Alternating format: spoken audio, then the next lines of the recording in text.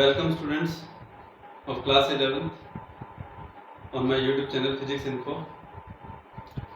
जैसा कि हम लोग मैथमेटिकल टूल्स पढ़ रहे हैं, कुछ बेसिक मैथमेटिकल ट्रिक्स सीख रहे हैं, फॉर्मूले सीख रहे हैं, कुछ फंक्शंस हम यहाँ पर पढ़ रहे हैं जो हमने पहले पढ़े भी हैं, और कुछ अब हम नए फंक्शंस के बारे में यहाँ 11th क्लास में भी पढ़ रहे हैं, उनको सीख रहे हैं। लास्ट टाइम मैंने कुछ फंक्शंस के बारे में डिस्कस किया था, आपको याद हो, जिसमें नंबर 1 पर था अलजेब्रिक फंक्शन, ट्रिग्नोमेट्रिक फंक्शन, फिर उसके बाद नंबर 3 पर लॉगरिथमिक फंक्शन, फिर एक्सपोनेंशियल फंक्शन, और एक होता है इनवर्स ट्रिग्नोमेट्रिक फंक्शन। ठीक है, तो जिन बच्चों के पास 11th क्लास 12th क्लास में जो बच्चे मैथमेटिक्स जिनके पास है, जिनके पास नॉन मेडिकल है, तो वो बच्चे इन सभी फंक्शंस के बारे में डिटेल में पढ़ेंगे भी, लेकिन जब बात आती है मेडिकल वाले स्टूडेंट्स की तो उनको भी ये ध्यान में रखना चाहिए कि डिटेल में मतलब होता है कि उसकी एप्लीकेशंस जो है वो बच्चे नॉन मेडिकल वाले वो उस क्लास में पढ़ेंगे, लेकिन बेसिक आपको भी पढ़ना है, आपको भी हर फंक्शन के बारे में पता होना चाहिए। मैं स्टार्ट करवाने से पहले एक बार बच्चों को आपको एक बात बता दूं, खासकर मेडिकल वाले बच्चों को, कि उनको मैथ के बारे में बायोलॉजी लेने के बाद, कुछ बच्चे बायोलॉजी इसी तरीके से वजह से रहते हैं क्योंकि उनको जो मैथ है वो अपना वीक लगता है।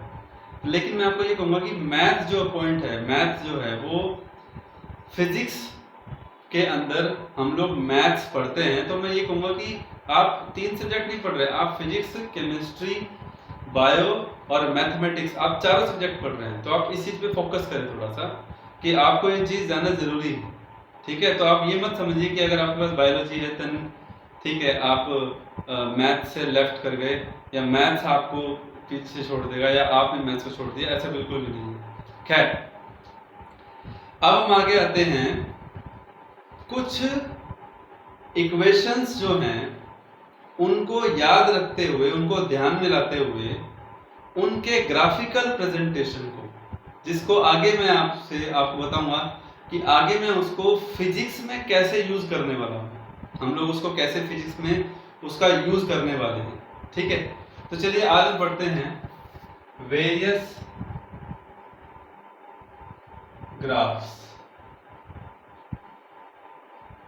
ठीक है बच्चों, तो इस वेरियस ग्राफ्स में सबसे पहले जो पॉइंट आता है, देखिए ग्राफ में क्या चीज होती है जो आप पढ़ के आए 10th क्लास में, straight line, curve line, circle बना होगा, कुछ भी हो सकता है। स्ट्रेट और कर्व का मतलब या तो स्ट्रेट लाइन होगी या कर्व लाइन होगी, ये तो पॉइंट है ना।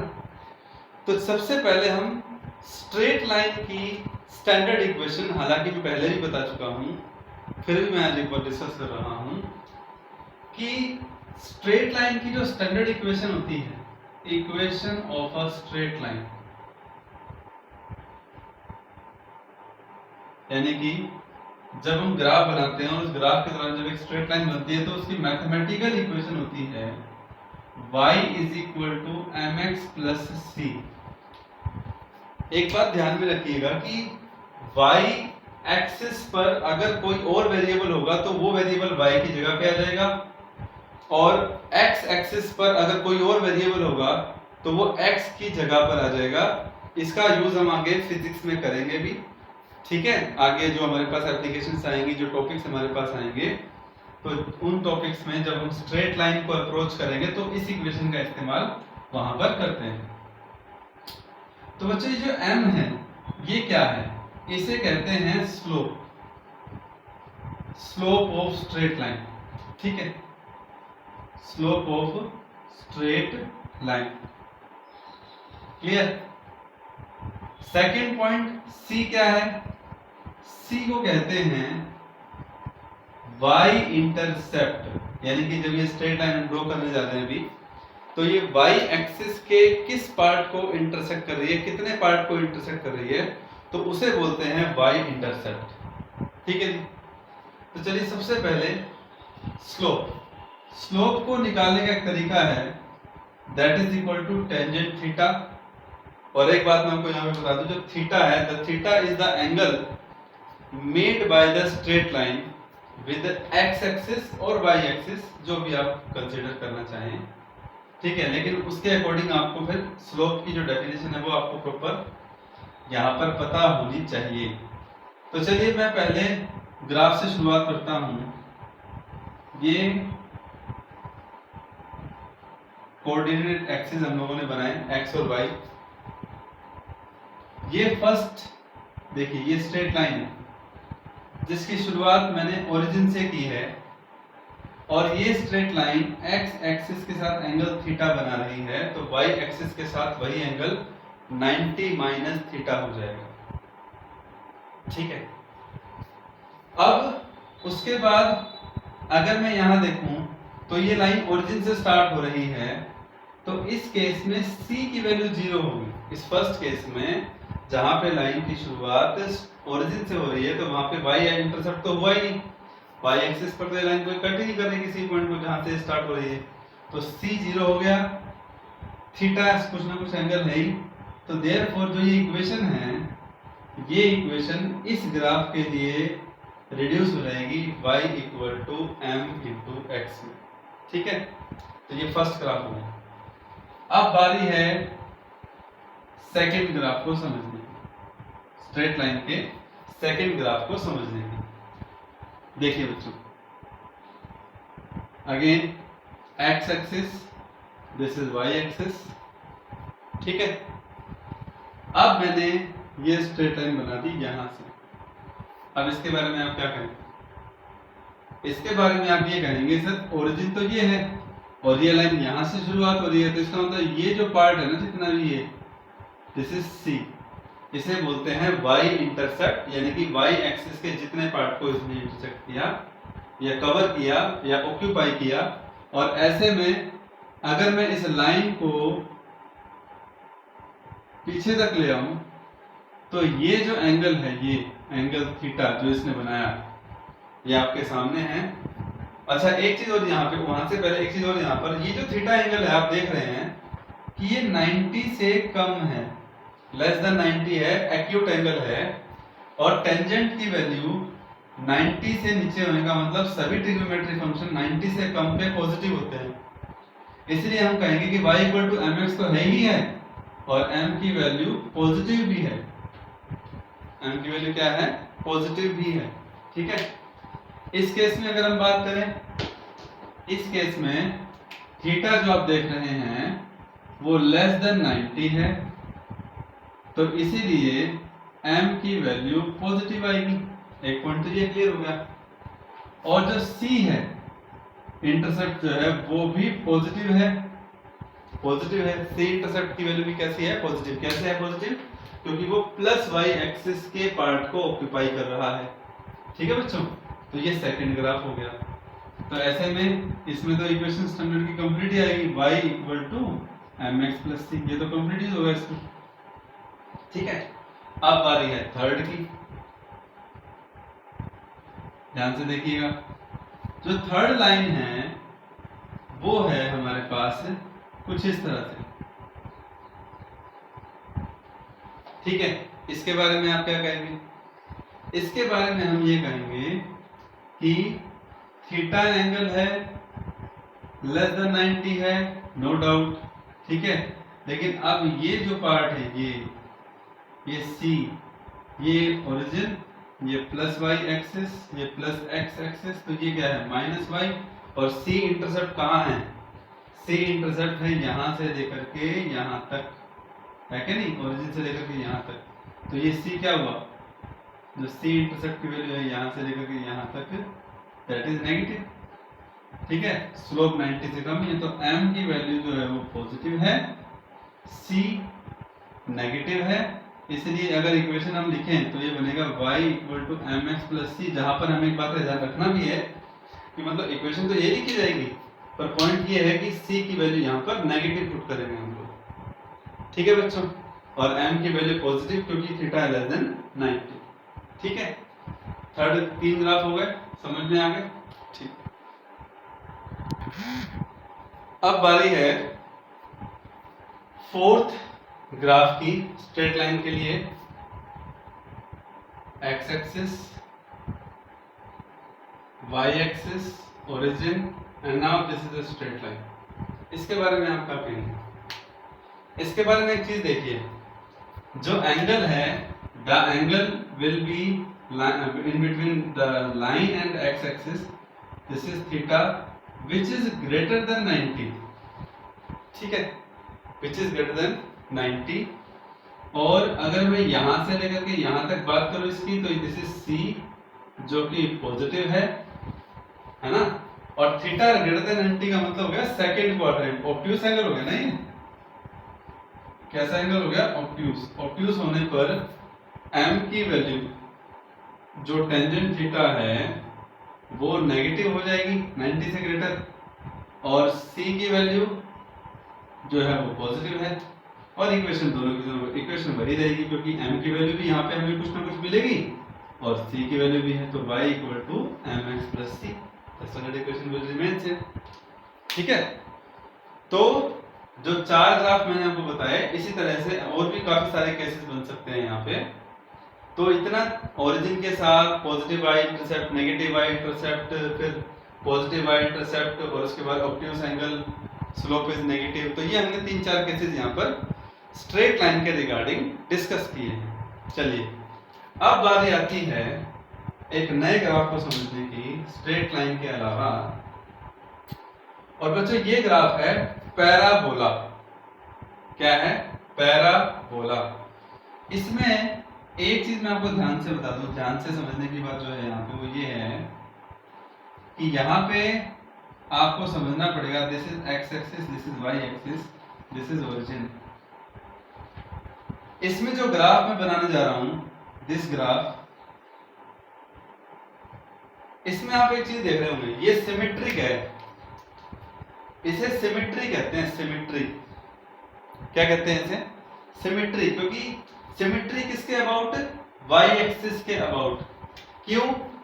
ध्यान से सुनना, अगर मैं x की वैल्यू यहां पे +1 ले रहा हूं, तो इसी प्रकार अगर मैं ठीक इसके सामने यहां x की वैल्यू -1 लूंगा ना यहां पे, तो इसका मतलब ये वाली जो वैल्यू आएगी ना y की, आप दोनों पॉइंटों को मिला के देख लीजिए, तो जो y की वैल्यू ना यहां से लेकर के यहां तक वो सेम आएगा, चाहे आप +x लो चाहे आप -x लो, है ना। तो ऐसे ग्राफ को जो y एक्सिस के सिमेट्रिक हो, और ऐसे ग्राफ की इक्वेशन जो होती है वो होती है x² is equal to ky, या y equal to kx²। y is equal to constant of proportionality कुछ भी हो सकता है, y is equal to kx², k is the constant of proportionality, ठीक है। कंफ्यूज मत होना कि सर आपने पहले x² इक्वल टू ky लिखा था, तो क्या वो गलत था? नहीं, वो गलत नहीं था। Constant of proportionality according to condition change हो सकता है, उसमें कोई जरूरी बात नहीं है, ठीक है। सो y इक्वल टू kx², इसे बोलते हैं, अच्छा शेप का नाम क्या है जो आप शेप पढ़ रहे हो? इसे बोलते हैं पैराबोला, ठीक है। लेकिन पैराबोला तो है, कर्व कैसा है? This is a parabola, parabolic curve है, और ये किसके अबाउट है? Symmetry, symmetric about y axis, symmetric about y axis, ठीक है। ध्यान रखना, जिसमें एक वेरिएबल की पावर 1 और दूसरे वेरिएबल की पावर 2 दोनों एक दूसरे के डायरेक्टली प्रोपोर्शनल। आगे मैं x और y भी बताऊंगा कि x की पावर 1 और y² हो, तब भी ऐसा जो इक्वेशन अगर आपके सामने अगर आती है तो उसका जो कर्व होगा वो पैराबोलिक होगा। खासकर एक बात है ध्यान रखना, अगर एक सिंगल टर्म होती है ना, बस जब y हो गया इस तरफ, इधर x², तो वो सिमेट्रिक ग्राफ बनेगा। कैसा बनेगा? सिमेट्रिक बनेगा। अभी मैं आपको असिमेट्रिक भी बताऊंगा। चलिए फिक्स हो गया। इसके बाद है बात सिक्स्थ की। सिक्स्थ क्या है? सेम यही है, बस थोड़ा सा चेंज है उसमें। y एक्सिस, x एक्सिस, देखिए क्या डिफरेंस आपको देखने को मिला। वो जो पैराबोला ऊपर की तरफ बना हुआ था वो अब नीचे की तरफ बन गया -y एक्सिस की तरफ। तो ये सिमेट्रिक अबाउट तो y एक्सिस तो है, लेकिन -y एक्सिस के अबाउट सिमेट्रिक है। किसके अबाउट सिमेट्रिक है? माइनस वाई एक्सिस के अबाउट सिमेट्रिक है, तो इसकी इक्वेशन क्या बनेगी? इसकी इक्वेशन बनेगी y is equal to minus k x square या x square equal to minus k y. तो इसको सेम नाम देंगे क्या? इसके लिए हम क्या नाम देंगे? वही कि पैराबोला तो है लेकिन क्या है? Symmetric about minus y axis. किसके अबाउट सिमेट्रिक है? Symmetric about minus y axis. ठीक है बच्चों, चलिए अब नेक्स्ट टर्म किसकी? नेक्स्ट टर्म है एक और पैराबोला की, देखिएगा ध्यान से। आगे x axis, y axis, origin, ये रहा, ये पैराबोला देखिए, ये भी पैराबोला है। अब आप बताइए, खुद आपको लग रहा होगा कि ये किसके सिमेट्रिक है? ये एक्स एक्सिस के सिमेट्रिक है। क्यों? मैं प्लस वाई की वैल्यू माइनस वाई की वैल्यू लूं तो इसकी वैल्यू दोनों जगह सेम आएगी, है ना? एक्स की वैल्यू सेम रहेगी, चाहे वो प्लस वाई की कॉरस्पॉन्डिंग हो चाहे वो माइनस वाई की कॉरस्पॉन्डिंग हो। इस केस में जो इक्वेशन बनेगी वो बनेगी x इज इक्वल टू के वाई स्क्वायर। That's it. क्या बनेगी? x इक्वल टू के वाई स्क्वायर। और इसके बारे में हम क्या लिखेंगे? Symmetric about x axis. यहां लिखा मैंने माइनस वाई एक्सिस। ठीक है, ध्यान सुनना, ये माइनस नहीं है, ये डैश है, ये माइनस ही है, बड़ा लेटर से मैंने लिखा। और ये हमारे पास क्या हो गया? अगेन इसको मैं क्या लिख रहा हूँ? पैराबोला। तो आई होप कि आपको ध्यान रखना है कि इक्वेशंस को हमें कैसे ध्यान रखना है। जब हाईएस्ट डिग्री 1 बनती y की पावर 1 x की पावर 1, तो ऐसे में स्ट्रेट लाइन इक्वेशन बनेगी, है ना? लीनियर इक्वेशन होगी तो स्ट्रेट लाइन। जब क्वाड्रेटिक में है कि यहाँ पे क्वाड्रेटिक की हाईएस्ट डिग्री जैसे 2 ही होती है, हमें पता है, लेकिन यहाँ पे सिर्फ एक ही टर्म है, तो इसलिए ये सिमेट्रिक कर्व है। ठीक है ना? अगर इसमें एक टर्म और आ जाती है तो उसमें वो असिमेट्रिक पैराबोला बनता है। उसके बारे में आपको बताऊंगा मैं आगे। 7 हो गया? अच्छा जी। उसके बाद 8 नंबर पे क्या आएगा बताओ? कुछ नहीं, सेम चीज तो आएगी, बस क्या चेंज हो जाएगा? वो ग्राफ उधर है तो यहाँ इधर आ जाएगा। X axis, y axis, origin. ठीक है बच्चों, so this will be graph. इस ग्राफ में क्या देख रहे हो आप? ये कौन सा एक्सिस है? माइनस एक्स एक्सिस है। कैसा एक्सिस है? माइनस एक्स एक्सिस है। तो इसमें हम क्या नाम दोगे? This is again A parabola. इसमें आप क्या लिखोगे? x equal to minus k Y square. मैं फिर से कह रहा हूँ, कांस्टेंट ऑफ प्रोपोर्शनलिटी में कंफ्यूज नहीं होना है आपको, ठीक है ना? और यहाँ पे क्या लिखोगे? Symmetric about minus x axis. ठीक है बच्चों, तो ये देखिए, अभी हमने टोटल 8 ग्राफ पढ़ लिए। 4 स्ट्रेट लाइन के हो गए, 4 पैराबोला के। और कैसे पैराबोला? Symmetric parabola. कैसे पैराबोला? Symmetric parabola. अब आगे देखते हैं, देखिएगा। अब आप ध्यान से देखिए equation number 9। y equal to a x plus b x square. बताइए बताइए इसका कर्व कैसा बनेगा? आइडिया पॉइंट वही, इसका कर्व भी पैराबोला होगा, लेकिन कैसा पैराबोला? सवाल वो कैसा? यहां तो 2 टर्म है ना, तो आप भूलिए मत। अभी अभी मैंने कहा था, जब सिंगल टर्म होती है स्क्वायर के प्रोपोर्शनल तो सिमेट्रिक ग्राफ बनता है दोनों एक्सिस पे, है ना? आपने पढ़ा अभी पीछे पीछे, ठीक है? लेकिन यहां पर स्क्वायर की टर्म के साथ एक लीनियर टर्म भी है, जिसकी वजह से ये तो श्योर हो गया कि अब इसमें जो ग्राफ होगा वो सिमेट्रिक नहीं बनेगा। सिमेट्रिक नहीं बनेगा। समझ रहे आप मेरी बात? इसमें ग्राफ कैसा बनेगा वो समझने की जरूरत है। This is x axis, this is y axis, this is origin. और बच्चों ये बनेगा ग्राफ इस तरह से, इसे हम बोलेंगे असिमेट्रिक। क्या बोलेंगे? Asymmetric about y axis. ठीक है, 10th पे आइए, सिमेट्रिक तो हो नहीं सकता ना, अगर ये टर्म होती है ना सिर्फ, तो इस तरफ ये कर्व इस तरफ भी आएगा। उसके बाद इक्वेशन देखिए y equal to a x minus b x square अगर है तो अब प्लस में था तो ऊपर की तरफ बढ़ रहा है प्लस y की तरफ, लेकिन अब यहाँ पे समझने की जरूरत है, प्लीज ध्यान से देखिएगा। x एक्सिस y एक्सिस ये ओरिजिन, इसका जो कर्व बनेगा बच्चों वो बनेगा कुछ इस तरह, ठीक है। यानी कि पैराबोला तो है बट पैराबोला के अबाउट ये ऊपर जाकर के एक बार बढ़ रहा है फिर घट भी रहा है, क्योंकि ये जो टर्म है ना आप देख रहे हो माइनस में इसमें, तो आप कुछ इस तरीके से अंदाजा लगा सकते हो कि माइनस की वजह से जो ये स्लोप अभी धीरे धीरे कम हो रहा था, मतलब आप कह सकते हो कि पॉजिटिव स्लोप धीरे धीरे कम हो रहा है, यहाँ 0 हो गया फिर वो स्लोप धीरे धीरे घटता गया, नेगेटिव होता चला गया, ठीक है। तो ये भी है क्या, असिमेट्रिक है।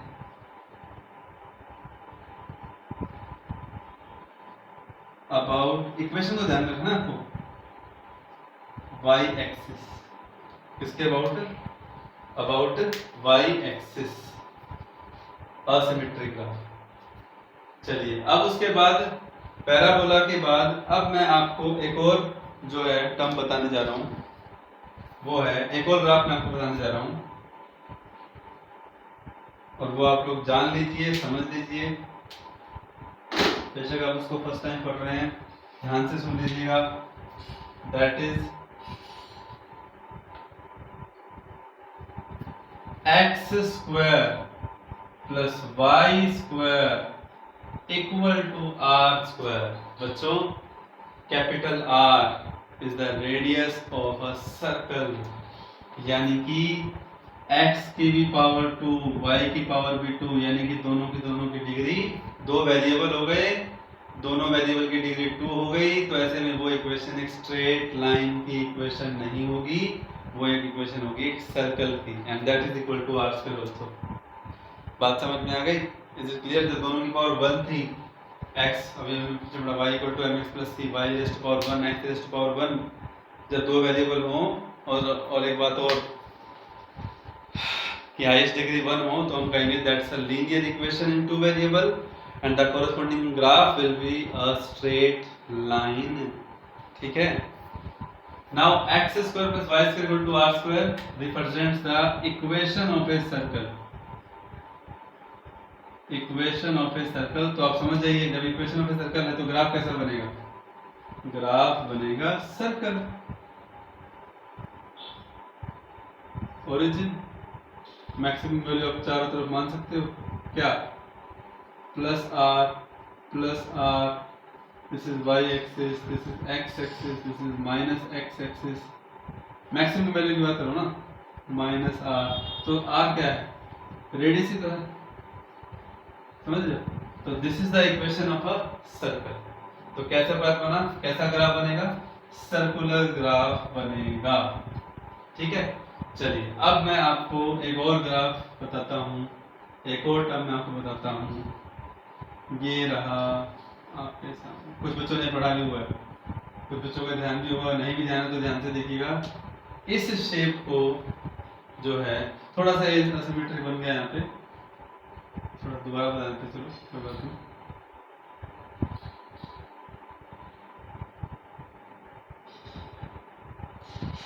ठीक है, तो बच्चों ये जो कर्व है,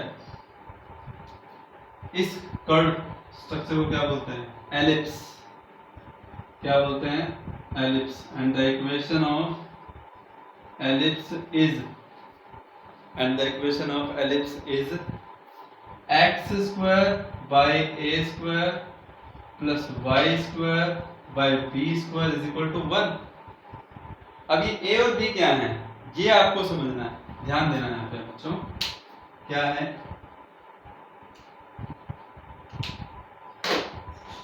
देखिए बच्चों, जो ये लाइन है ये तो सेंटर हो गया इसका, ये जो बड़ी वाली लाइन है ना एक्स एक्सिस के अलोंग, जो इसके सेंटर से पास हो रही है, इस लाइन को बोलते हैं मेजर एक्सिस। क्या बोलते हैं, मेजर एक्सिस। सर्कल से तो बिल्कुल डिफरेंट है, और जो ये लाइन है ना पर along y axis passing through the centre, इसे बोलते हैं minor axis. And you know axis means the line which passing through the centre of a body. Axis line का नाम है जो किसी बॉडी के सेंटर से पास हो, ठीक है। अब आपने देखा होगा कि ये लाइन छोटी है तो इसको माइनर नाम दे दिया, ये लाइन बड़ी है तो इसको नाम दे दिया major axis. Is it clear? अब उसके बाद मेजर एक्सिस और माइनर एक्सिस के बाद अगर मैं इसकी लेंथ को हाफ कर दूं यहां से लेकर के यहां तक, तो इसका नाम हो जाएगा सेमी डैश मेजर एक्सिस, जिसकी लेंथ है a। और अगर मैं यहां से यहां की अगर बात करूं तो इसको हम नाम देंगे semi dash minor axis, semi minor axis, और जिसको हम रिप्रेजेंट करते हैं स्मॉल b से। तो बच्चों ये है equation of ellipse which is equal to x square by a square. A is along x axis, that's why I am naming there semi major axis. Y square by b square is equal to 1. ठीक है बच्चों, तो ये चार graph किसके regarding हुए, जिसमें से दो पैराबोला के असिमेट्रिक ग्राफ हैं, एक सर्कल का है और एक एलिप्स का है। ठीक है, चलिए एक ग्राफ और पढ़ लेते हैं लास्ट में, और जब कुछ डिफरेंट आएगा आगे मैं आपको बताता रहूंगा, लेकिन ये बेसिक इक्वेशन के साथ आपको ध्यान में होने चाहिए, बहुत हेल्पफुल होंगे आपके लिए आगे ये। ठीक है, ये सब इक्वेशंस आने वाली हैं आगे, सब का सब आप फिजिक्स में इस्तेमाल करने वाले हैं।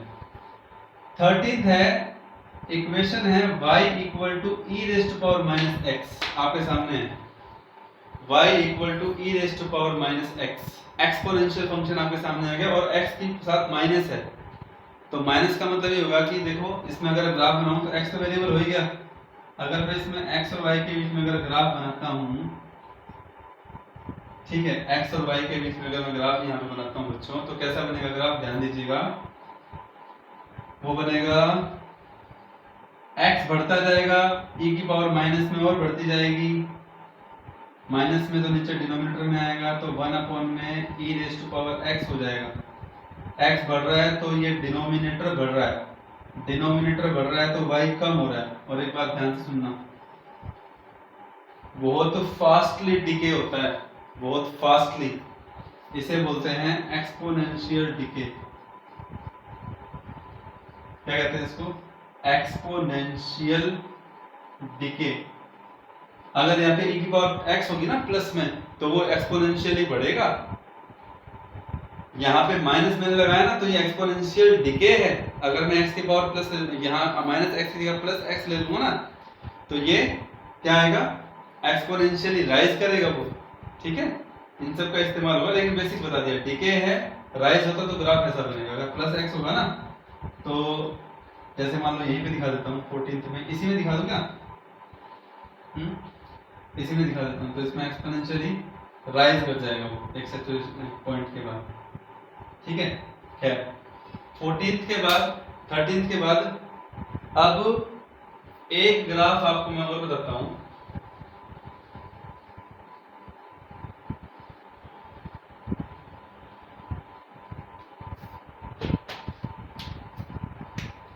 अलजेब्रिक बता दिया, इक्वेशंस बता दी, क्वाड्रेटिक हो गया, एलिप्स हो गया, सर्कल हो गया, एक्सपोनेंशियल हो गया। 14th पे आता है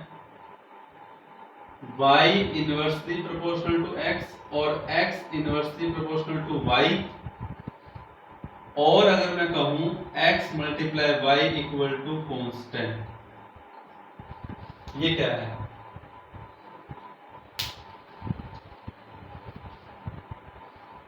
क्या है इसका मतलब, इसका मतलब ये कि y और x दो वेरिएबल हैं।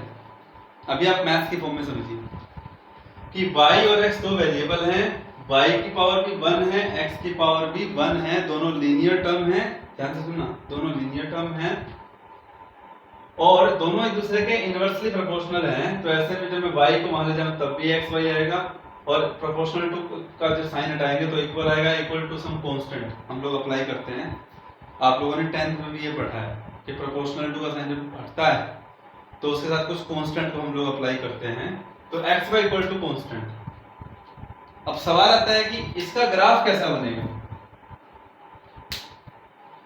इसका ग्राफ कैसा बनेगा, तो जवाब सुनिएगा कि ग्राफ कैसा बनेगा। This x this y graph will be this way, अब आपको लग रहा होगा कि एक्सपोनेंशियल में और इसमें क्या डिफरेंस है, ठीक है, जरा ध्यान से सुनना मेरी बात। ये ओरिजिन है, मैं तो आपको कुछ वैल्यू पूछ दिया था, मैंने इसको यहाँ से बनाया और इसको मैंने यहाँ से, ऐसा क्यों? देखो, अगर मैं x की वैल्यू को 0 पुट करूं, समझने की कोशिश करना ध्यान से, अगर मैं x की वैल्यू को 0 पुट करता हूं यहाँ ओरिजिन के हिसाब से, तो 1 अपॉन में e रेज़ टू पावर 0 आता है, और e raise to power 0 power किसी की भी 0 तो 1 होगा, तो 1 यानी कि y इक्वल टू 1। 1 का मतलब ग्राफ की शुरुआत 0 से नहीं होगी, 1 यानी कि किसी ना किसी डेफिनेट वैल्यू से होगी, ठीक है। तभी मैंने इस ग्राफ को यहाँ पे टच किया है, लेकिन यहाँ मैं इसको टच नहीं कर सकता, क्यों? ध्यान से समझना, x y inversely proportional to x है। अगर मैं x की वैल्यू को 0 पुट करता हूँ तो y is equal to infinity आएगा। देख लो, x की वैल्यू को 0 पुट करता हूँ, 1 अपॉन में 0 क्या होता है? इंफिनिटी, तो y इक्वल टू इंफिनिटी, यानी कि x की वैल्यू 0 पर y की वैल्यू कुछ डेफिनेट नहीं होगी, वो इंफिनिटी होगी, मतलब इसके साथ ये आएगा, इसको टच नहीं करेगा, ये y एक्सिस को ये कहीं भी टच नहीं करेगा, ये ग्राफ, ये इस तरह से ग्राफ आएगा, और इसी तरह से ये x एक्सिस को भी टच नहीं करेगा, ये x एक्सिस को भी टच नहीं करेगा। आप मेरी बात को ध्यान से समझ लें, वहां पे वो x एक्सिस को बहुत लार्ज वैल्यू पे, x एक्सिस की बहुत लार्ज वैल्यू पे ये कर्व इसको टच कर जाएगा, बहुत लार्ज वैल्यू पे 0 हो जाएगा, लेकिन ये यहां से भी पैरेलल, ध्यान से समझना, ये बहुत इंपॉर्टेंट बता रहा हूं मैं आपको कर्व में, कि इस कर्व में और इस कर्व में क्या अंतर है, उसमें हम टच करते हुए लेके जा रहे हैं, वहां लास्ट में जाकर के भी वो x और y के बीच में गैप कम हो रहा है, पर यहाँ पे शुरुआत से जितना गैप था ना y के बीच में, फिर चलो यहाँ पे गैप कम हो गया, कम हो रहा है, बढ़ रहा है, लेकिन जब वो x की वैल्यू जब मैं यहाँ पुट कर दूंगा ना, जैसे मान लो यहाँ पे मैं y की वैल्यू अगर 0 पुट करूँ या x की वैल्यू इंफिनिटी पुट करूँ, तो उस केस में y की वैल्यू 0 हो जाएगी, नो डाउट, इसमें भी घटेगा वो, पर यहाँ से अगर मैं देखूंगी, अगर मैं x की वैल्यू 0 पुट कर दूं तो क्या y इंफिनिटी आता है? तो जवाब है नहीं आता। अगर मैं y की वैल्यू 0 पुट करूं तो क्या x की वैल्यू 0 आएगी? नहीं आएगी, वो भी इंफिनिटी आएगी। तो that's why this is the graph, तो इसे बोलते हैं एक्सपोनेंशियल डिके, डिके मतलब घटना, कम होना, और यहाँ पे जो ये ग्राफ है कि अगर एक वेरिएबल बढ़ाओ तो दूसरा कम हो जाए, तो इसे बोलते हैं हाइपरबोलिक ग्राफ या हाइपरबोला, इसकी शेप क्या होती है? हाइपरबोला। तो इसमें आपको ध्यान क्या रखना है कि x और y दो लीनियर टर्म हैं, दो लीनियर वेरिएबल हैं, दोनों एक दूसरे के इनवर्सली प्रोपोर्शनल हैं, तो ऐसे में उन दोनों का जो कर्व होगा, वो जब वो कर्व जो होगा वो कैसा होगा, तो उस कर्व का नाम मैंने आपको बता दिया, that will be a hyperbola. तो बच्चों, ये आज का टॉपिक था ग्राफ्स के रिगार्डिंग, और फिर भी अगर आपको कोई डाउट लगे तो आप मेरे पर्सनल कॉल पे मुझसे पूछ सकते हैं इसके रिगार्डिंग, ठीक है ना। और आई होप कि आप नोट्स भी प्रॉपर बना रहे होंगे, प्रॉपर नोट्स बनाते रहिएगा, फिर भी कोई अगर डाउट हो तो आप पूछ लीजिए। Thank you very much.